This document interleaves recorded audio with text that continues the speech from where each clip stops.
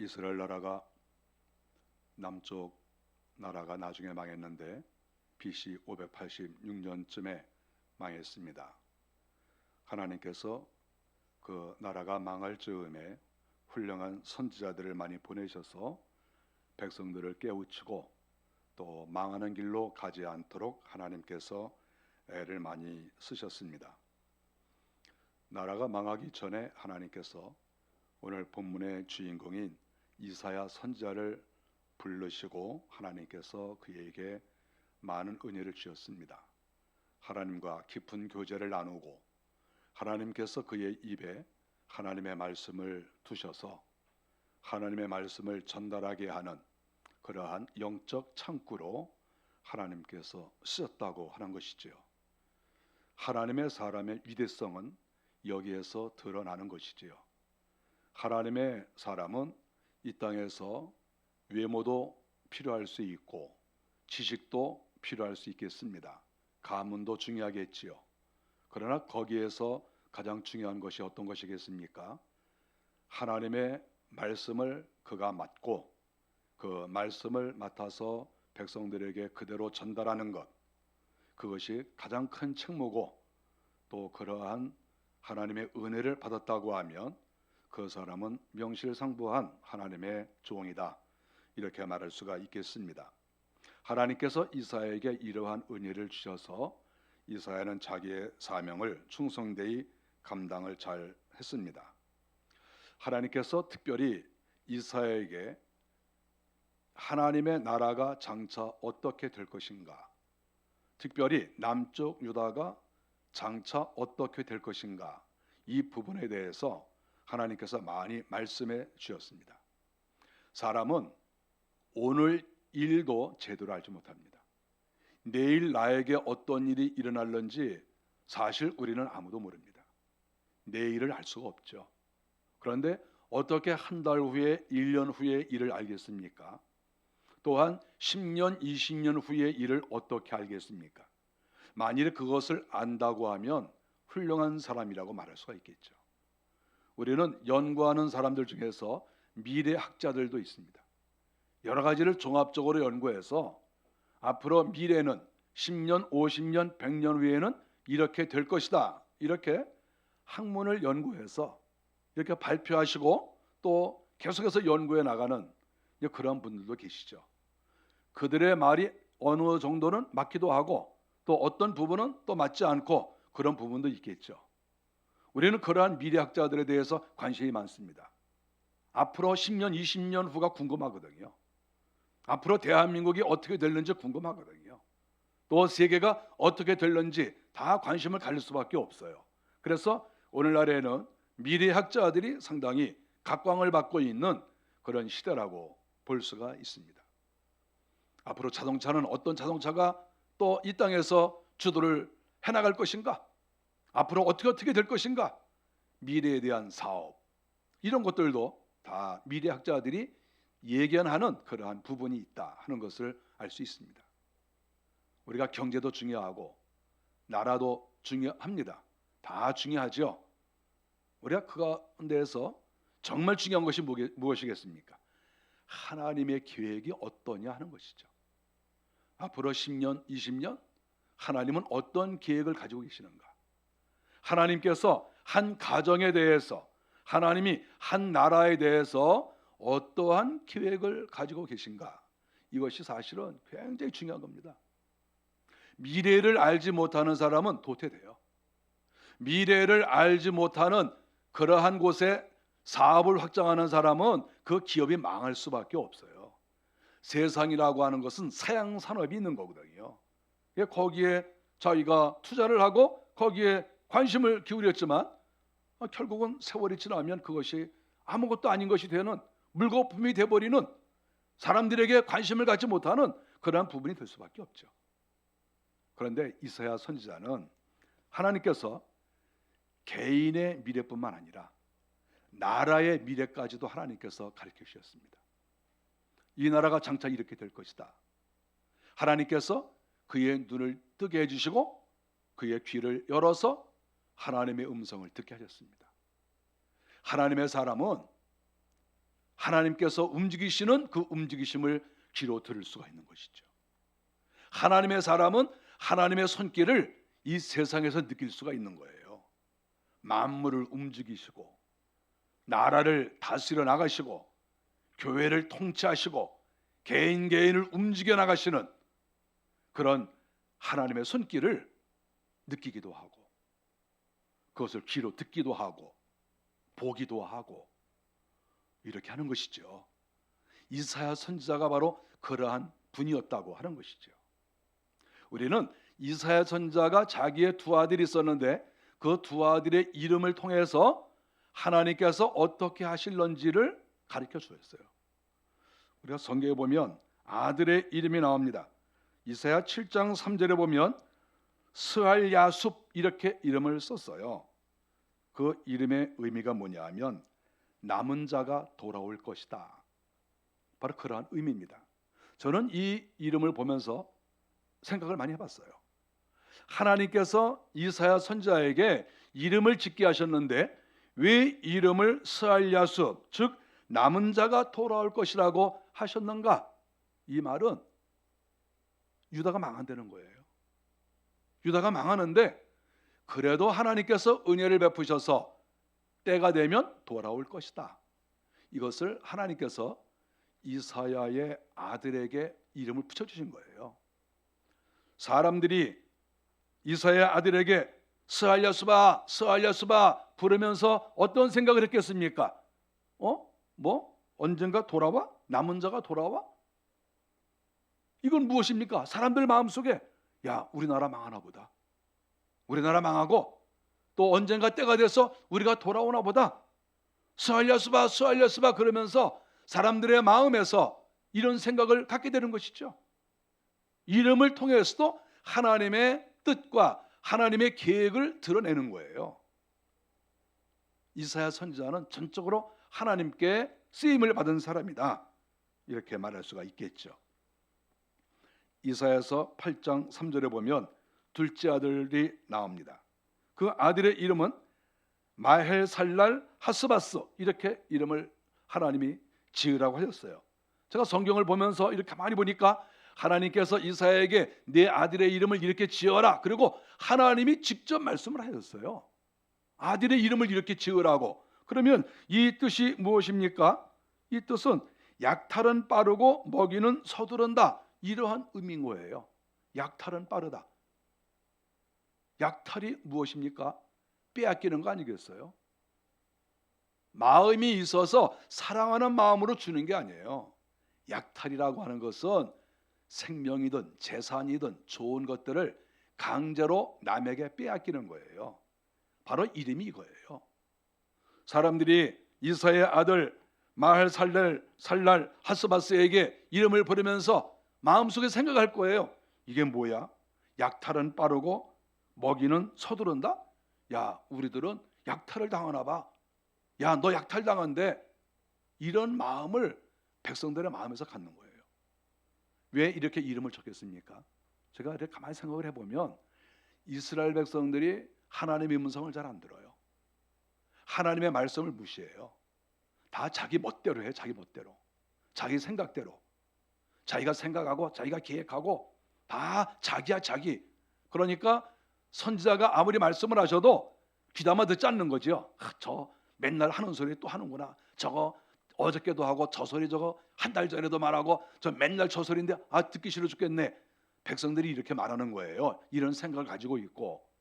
그러니까 하나님께서는 어떻게 했든지 백성들에게 그 나라의 장래, 개인의 장래를 가르쳐주기 위해서 하나님이 이사야의 아들의 이름을 이렇게 지으신 거예요. 사람들에게 부르게 하려고. 이름을 부르면서 깨닫는 거죠. 이름을 불러야지 어떡합니까? 할 수 없이 이름을 불러요. 그 이름을 부르면서 깨닫는 거예요. 우리가 약탈당하는데 우리가 약탈 당하는 거 아니야? 우리가 먹이 금방 뺏기는 거 아니야? 우리가 먹잇감이 아니야? 우리 먹잇감 되나 봐? 그런 생각을 갖도록 하나님께서 이렇게 하셨다 하는 것을 알 수가 있습니다. 우리가 이사야 선지자는 므낫세 왕 시대에 순교를 당했다고 합니다. 어쨌든 우리는 42장 1절에 보면 하나님이 사랑하시는 종인 것만은 분명하다 하는 것을 알 수 있습니다. 이 말의 뜻은 하나님이 사랑하는 종도 있고 하나님이 사랑하지 않는 종도 있다, 그러한 의미를 여기서 우리는 알 수가 있습니다. 그러면 하나님께서 이사야를 통해서 하신 말씀이 무엇입니까? 그것은 이스라엘 백성들이 하나님 앞에서 눈과 귀가 다 멀어버린 그런 장애를 가지고 있다, 이렇게 말씀을 하신 것입니다. 너희들이 눈을 뜨고 있지만 다 너희들이 보지 못한다. 너희들은 맹인 것 같아. 너희들 귀 다 있지? 다른 소리는 그렇게 잘 들으면서 왜 내 말은 못 듣느냐? 너희들 귀머거리야. 너희들 귀머거리고 너희들 소경이야. 너희들 온갖 좋은 거 맨날 보고 무엇을 봤네 맨날 이것저것 너희들 보고 다닌 거 얘기하고 있지? 너희들이 그런데 실상 볼 것을 못 봐. 너희들이 영적인 것을 보지 못하고 하나님의 뜻을 알지 못하고 보지도 못하고 하나님의 손길을 너희는 보질 못해. 이것이 하나님께서 이사야를 통해서 하신 말씀입니다. 저는 이사야서 42장을 읽으면서 하나님께서 이 이스라엘 남쪽 유다에 대해서 하신 말씀을 가만히 이렇게 보고 있으면 이 이스라엘 나라는 중증 환자와 같다, 이렇게 생각이 됩니다. 하나님이 말씀하시는 이 모든 내용, 그 하나님 말씀하시는 수준, 이런 하나님 말씀을 가만히 보십시오. 그러면 이거는 완전히 중태에 빠져 있는 거예요. 중환자, 징계를 꽂고 병원에 누워 있는, 그리고 언제 회상할지도 모르는 바로 그러한 사람들, 그런 사람들로 하나님께서 생각하고 계신 것이다, 이렇게밖에 볼 수가 없는 것이죠. 장애도 급수가 있는 거 아니겠습니까? 장애도 심한 사람이 있고 약한 사람이 있어요. 장애가 심하면 나라에서 그 사람 도와줘요. 장애가 좀 이렇게 덜하면 나라에서 보조도 조금 해줘요. 이스라엘 나라의 이 상황은 완전히 중증 환자 1급, 이거는 전적으로 누가 도와줘야 되고 누가 먹여 살려야 되는 그러한 상태다. 자기들은 잘났다고 하는데, 자기들은 굉장히 똑똑한 척 하고 있지만 실상 하나님께서 보실 때에는 너희는 중증 환자다. 너희들은 중태고 너희들은 장애 1급이다. 하나님께서 이렇게 말씀하시는 그러한 의미로 42장을 볼 수가 있습니다. 어떻게 보면 이사야의 말이 독설로 들릴 수가 있겠죠.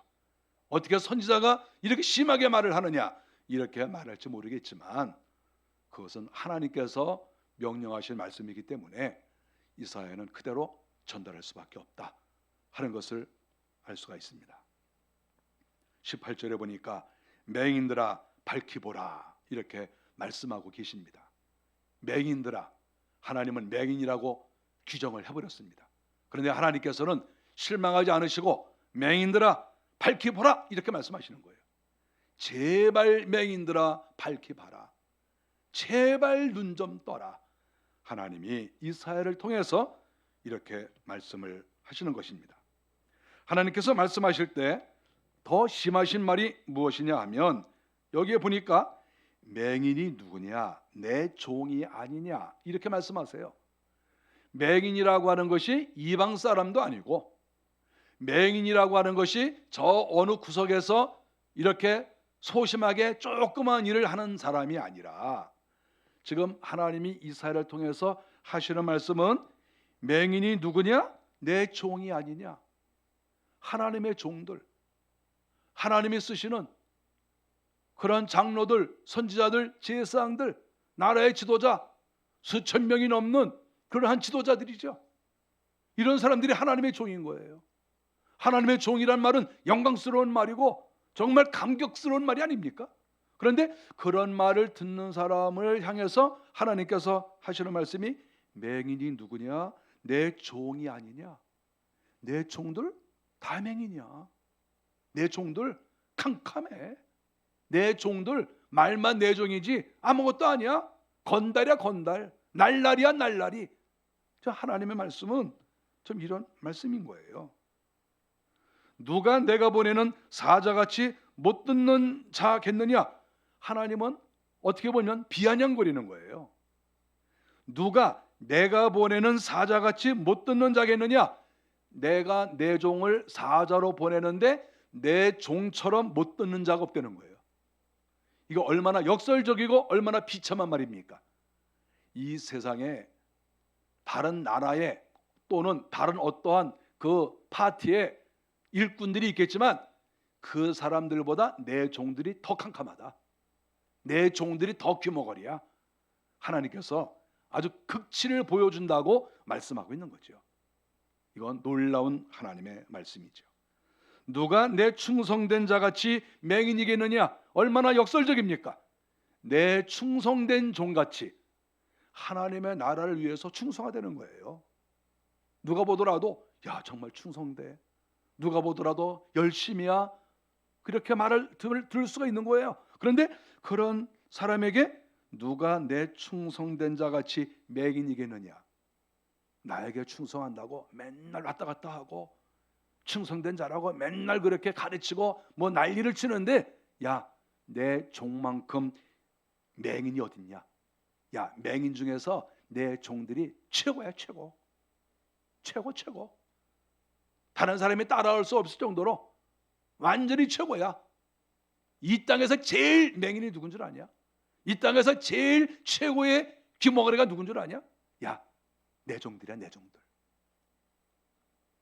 저기 무슨 우상을 섬기는 제사장들도 아니고 뭐 무당들도 아니고 가장 멍청하고 가장 눈이 멀고 귀에 들리지 않는 그런 사람들이 바로 내 종이야. 저기 신전도 있고 저기 무당들도 있고 저기 무슨 철학한다는 사람들도 있는데 그 사람들보다도 못해. 내 종들이.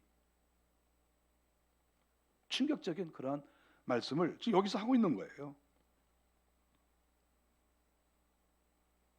하나님의 사자, 하나님의 종들이 귀머거리고 소경이다 라고 하는 어떻게 보면 슬픈 말이고 어떻게 보면 비꼬는 그러한 말과 같다. 이러한 말씀이죠.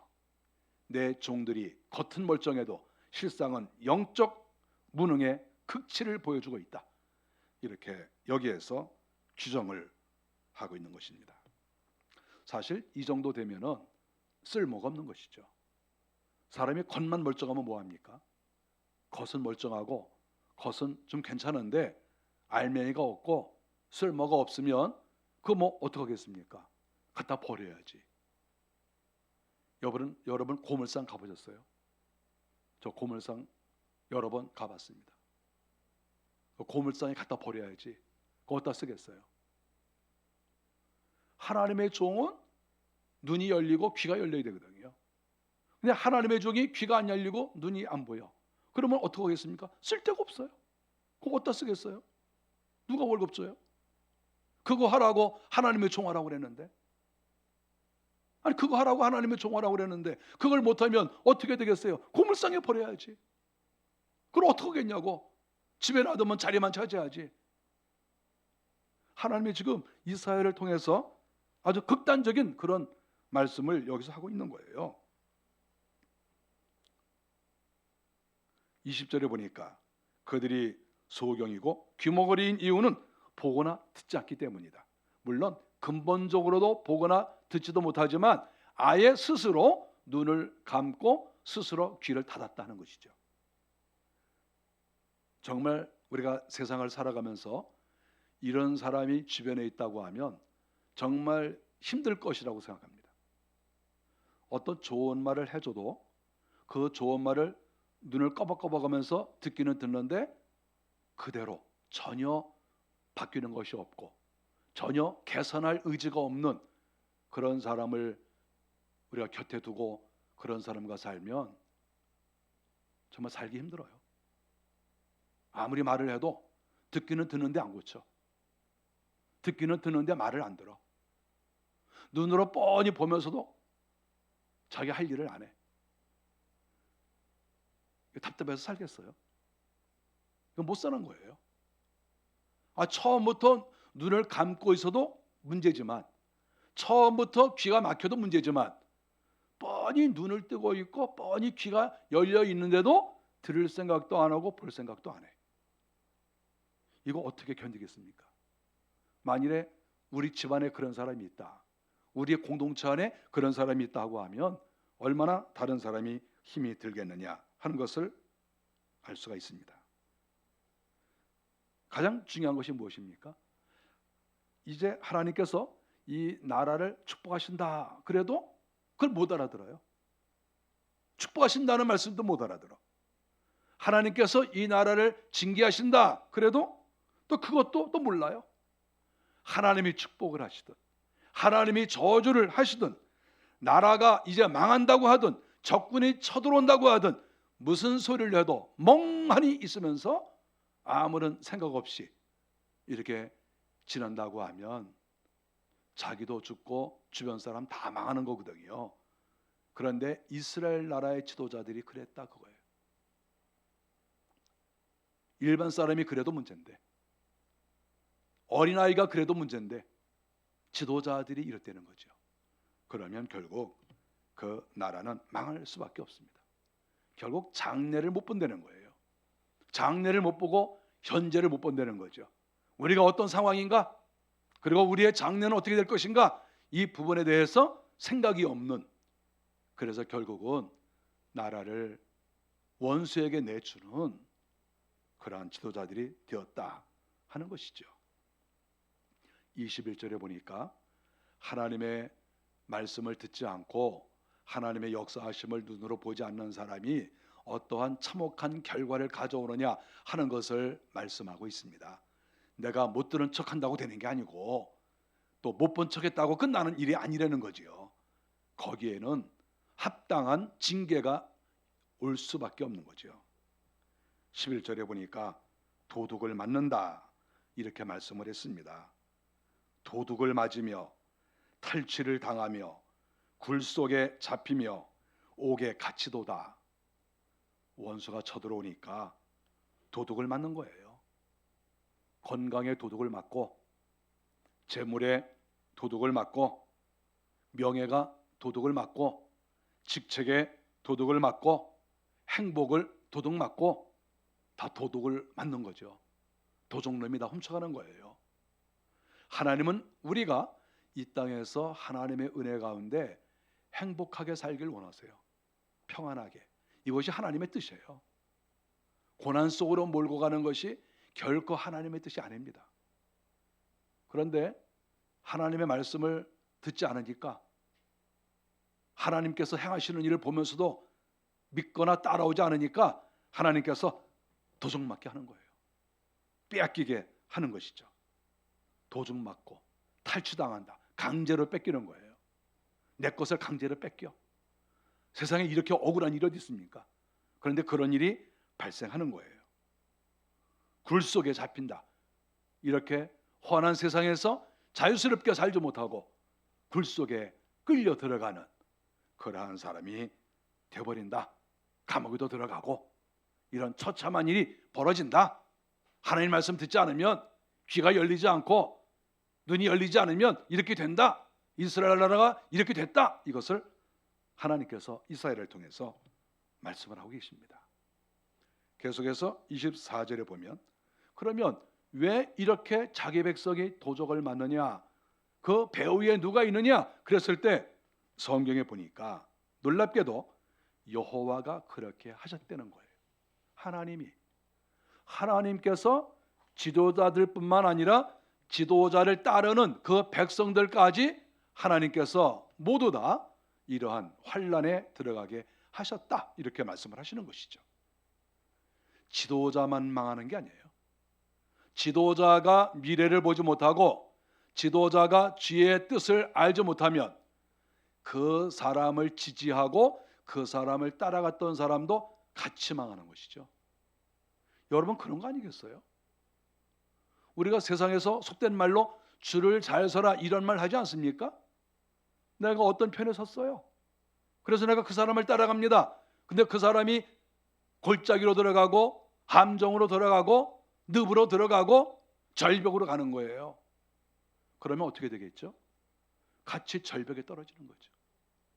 내가 그 사람을 선택했으니까, 내가 그 사람 따라갔으니까 같이 망하는 거죠.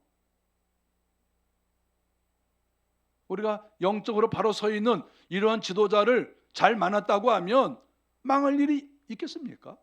절벽에서 떨어질 일이 있겠습니까? 송장이 될 일이 있겠습니까? 우리가 다 지도자를 잘못 세우면 이 지도자가 영적으로 이렇게 눈이 멀어 있으면 따라가는 사람들 다 망하는 거예요. 자기가 선택한 거예요. 그거 어떻게 하겠습니까?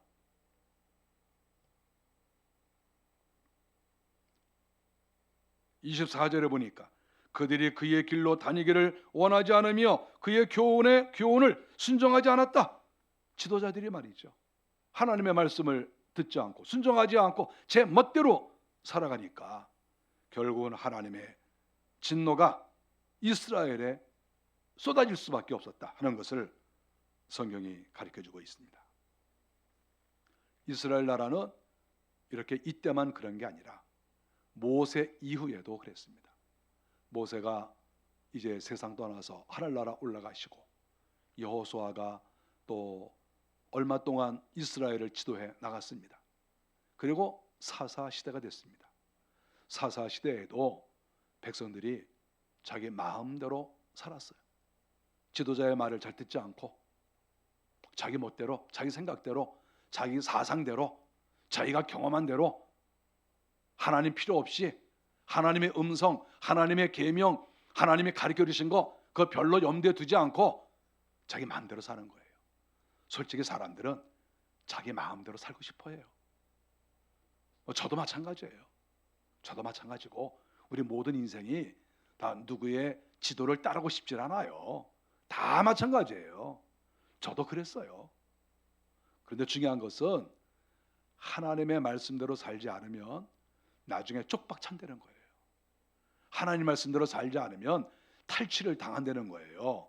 빼앗기고 좋은 것을 잃어버리고 도적맞고 이런다는 것이죠. 내 마음대로 살 땐 좋죠. 난 내 마음대로 해. 나 자유가 있어. 자유가 있죠. 그런데 문제는 10년, 20년, 30년 그 이상을 봐야죠. 우리가 왜 10대, 20대 때 열심히 공부를 합니까? 왜 그때 공부 열심히 하죠? 20년, 30년, 40년 후를 보기 때문에 그런 거예요. 내가 지금 애쓰고 노력하지 않으면 내가 나이 들어서 어떻게 살 것인가? 내가 평안히 살 것인가? 내가 비참하게 살 것인가?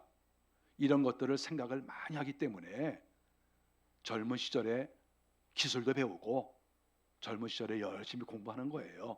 자기 발전을 위해서 애를 쓰는 것이고 다 미래를 생각하기 때문에 그런 거예요. 미래를 생각하지 않는 사람, 미래를 보지 않는 사람은 큰 문제인데 이 미래를 다 책임지시는 분이 하나님이시라는 거예요. 하나님께서 주장하지 아니하시면 사람이 아무리 설계를 그럴듯하게 해도 그 설계대로 되어지지 않는다. 그것을 우리가 알아야 되는 것이죠. 이스라엘 사람들이 사사 시대에도 그렇게 제멋대로 살았어요. 우리 예수님께서 또 오셨습니다. 유다 나라가 망하고 또 한 500년 지났습니다. 잠깐 회복이 됐죠. 우리 주님께서 이제 오셨습니다. 주님이 오셔서 주님이 가장 많이 말씀하신 것이 뭐냐 하면 지도자들에 대한 책망이었어요. 주님이 마태복음 15장 14절에 보니까 그냥 두라 그들이 맹인이 되어 맹인을 인도하는 자로다. 만일 맹인이 맹인을 인도하면 둘이 다 구덩이에 빠지리라. 주님께서 이스라엘 나라의 지도자들에게 하신 말씀이죠. 그들이 맹인이 되어 맹인을 인도하는 자로다. 이스라엘 나라의 서기관, 제사장, 장로들 이런 사람들을 향하여서 맹인이 맹인을 인도한다 이렇게 얘기했어요. 자기들이 맹인인 줄도 모르고 나 성경 많이 알아, 나 존경 받아, 나 재물 많아 이러한 비근본적인 중요하지도 않은 이런 것을 들먹거리면서 백성들을 인도한 거예요. 그러니까 주님께서 하도 답답하셔서 그냥 두라. 말해도 안 되니까 야 그냥 둬라. 맹인이 맹인을 인도하니까 저 맹인도 죽을 것이고 저 맹인을 따라가는 자도 다 죽을 것이다. 다 망할 거야. 주님께서 이렇게 말씀하셨어요. 마태복음 23장 16절에도 또 비슷한 말씀이 나옵니다. 화 있을진저 눈먼 인도자여 너희가 말하되 누구든지 성전으로 맹세하면 아무 일 없거니와 성전의 금으로 맹세하면 지킬지라 하는도다. 어리석은 맹인들이여 화 있을진저 눈먼 인도자여. 예수님께서 이 땅에 와보시니까 지도자라는 사람들이 많이 있는 거예요. 근데 그 사람들이 가만히 하는 거를 보니까 눈먼 지도자인 거예요. 맹인이야 맹인. 무언가 열심히 가르치는데 그 내용이 하나님이 원하시는 게 아니에요. 하나님의 뜻도 아니야. 알지도 못해. 그러면서 하나님의 말씀인 척 가르치는 거예요. 그래서 주님께서 눈먼 인도자여 이렇게 말했습니다. 24절에 보니까 맹인된 인도자여 하루살이는 걸러내고 낙타는 삼기는도다. 맹인된 인도자여. 주님께서는 이스라엘 나라 지도자들에게 여러 군데에서 맹인 이렇게 계속해서 말씀을 하셨다는 것이죠. 26절도 마찬가지예요. 눈먼 바리새인이여 너는 먼저 안을 깨끗이 하라. 그리하면 겉도 깨끗하리라. 눈먼 바리새인이여. 바리새인들은 정통주의자고 자기들이 하나님 잘 믿는다고 생각했어요. 성경도 많이 알고 11조도 열심히 하고 기도도 많이 하고 누가 보더라도 저 사람들 하나님 잘 믿는 것 같아. 다 이렇게 생각하고 있는데 우리 주님께서 오셔서 하시는 말씀이 눈먼 바리새인이여 너희들은 눈이 멀었다. 너희들은 외식자들이라 외식자. 속은 썩고 속은 다 냄새가 나는데 겉만 멀쩡해. 주님이 이렇게 말씀하셨어요. 주님은 이렇게 여러 군데에서 이스라엘 나라의 지도자들을 향하여서 이 눈먼 것들아 주님이 심하게 책망을 하셨다 하는 것을 알 수 있습니다. 우리가 이 성경을 보면서 그런 생각을 하게 돼요. 이스라엘 나라의 지도자들이 만일에 1000명이 있다고 하면 그 가운데 주님 앞에 책망을 받는 이 눈먼 지도자들 귀가 먹은 사람이 얼마나 됐을까 이렇게 생각을 해보는 것이죠. 그래서 저는 제 생각에 성경을 읽으면서 그런 생각을 했습니다. 그래도 주님께서 오셨을 때 주님께서 메시아이신 것을 알아본 사람들이 있지 않았습니까? 우리 주님이 어린아이 때 이렇게 성전에 올라가니까 사람들이 장차 이 나라를 구원할 자다 이렇게 말한 사람들이 있었어요. 그래서 그런 사람들 일부를 빼고 제가 가만히 성경 보면서 제가 깨닫는 거는 한 80~90%는 다 엉망진창이었다 이렇게 보는 것이죠. 한 10% 정도가 그래도 하나님께서 인정하실 만한 인물이 아닐까 그런 생각을 제 스스로 해보는 것이죠. 그저 웬만한 사람은 다 이 눈먼 지도자고 웬만한 사람은 다 귀머거리고 다 그런 형편이었었다. 이것을 주님의 말씀을 통해서 우리는 깨닫게 되는 것이죠. 우리가 오늘날도 생각을 해보지 않을 수가 없습니다. 성경 말씀은 어느 시대나 적용이 되고 또 오늘날에도 우리가 그 말씀을 받을 수밖에 없지요. 우리는 이 시대를 돌아볼 때 과연 지도자들이 그리고 또 하나님을 믿는 우리가 영적인 눈이 열리고 영적인 귀가 열려서 하나님의 뜻을 알고 하나님의 움직이심을 내가 볼 수 있는 과연 그런 사람이 되어야 되는데 과연 그렇게 하고 있는가 그런 생각을 많이 하게 됩니다. 특별히 지도자들이 중요한 것 아니겠습니까? 나라의 정치 지도자, 또 경제를 운영하는 지도자, 무엇보다도 영적인 지도자 다 중요하죠. 나라의 지도자들도 나라를 잘 못 다스리면 엉망진창돼요. 한 5년 이렇게 지나고 나면 정말 한심한 그런 나라가 될 수도 있죠. 그래서 우리가 지도자를 뽑을 때에는 기도 많이 하고 뽑아야 되는 거예요. 지나고 나서 후회하지 말고 나라 지도자들 기도 많이 하고 뽑으세요. 기도 많이 하시고. 집안의 지도자도 마찬가지예요. 집안의 가장들도 정신 차리세요. 미래를 보고. 경제를 운영하는 사람도 마찬가지죠. 앞으로 사양 산업은 무엇이고 앞으로 성장할 수 있는 그러한 것은 무엇인가, 이런 것들을 다 보고 이렇게 경제를 운영해야 이 나라가 더 든든하게 서나가지 않겠습니까? 안보를 책임진 사람도 마찬가지고 모든 사람이 마찬가지예요. 당장 내 눈앞에 이익만 보지 말고 앞으로 10년, 20년, 30년 그 이후를 봐야 되는 것이지요. 망할 짓을 하면 안 되는 거고. 우리가 이제 명절을 맞이했습니다. 추석이에요. 우리나라는 추석 때 가족들끼리 이렇게 모입니다. 좋은 현상이에요. 여러분 자주 모이세요. 모이는 것은 좋은 겁니다. 모여서 좋은 얘기 많이 하시고 서로 사랑하시고 화목하시고, 그거는 꼭 필요한 거예요. 문제는 우상 숭배를 한다는 것이죠. 차례를 지낸다, 그러한 말로 우리가 사람들이 말을 하는데 큰 문제예요. 큰 문제. 귀신을 불러들이는 거잖아요. 귀신을. 우상 숭배야말로 가장 큰 죄예요. 다른 죄들도 죄죠. 그런데 경제를 망쳐먹거나 뭘 잘못했거나 그것도 죄는 죄인데 사실 어떻게 보면 큰 죄는 아니에요. 사실 제일 큰 죄가 뭔지 압니까? 우상 숭배한 거예요. 우상 숭배는 하나님이 용서를 안 하세요. 다른 것들은 하나님께서 벌을 주시려고 해도 참으세요. 그래, 인간이니까 그럴 수도 있겠지. 다른 것은 하나님께서 많이 참아 주십니다. 다른 것들은. 우상 숭배는 안 참으세요. 하나님이 분노하시는 거예요. 지금까지 우상 숭배 많이 하신 분 회개 많이 하셔야 돼요. 앞으로도 마찬가지예요. 이건 안 돼. 하나님께서 지적하신 죄 가운데 가장 큰 죄가 바로 우상 숭배인 거예요.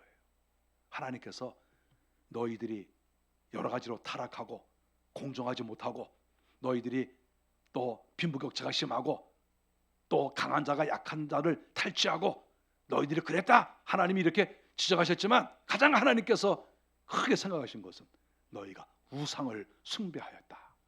이것이 이스라엘 나라의 멸망 원인 첫 번째 이유다 하는 것이죠.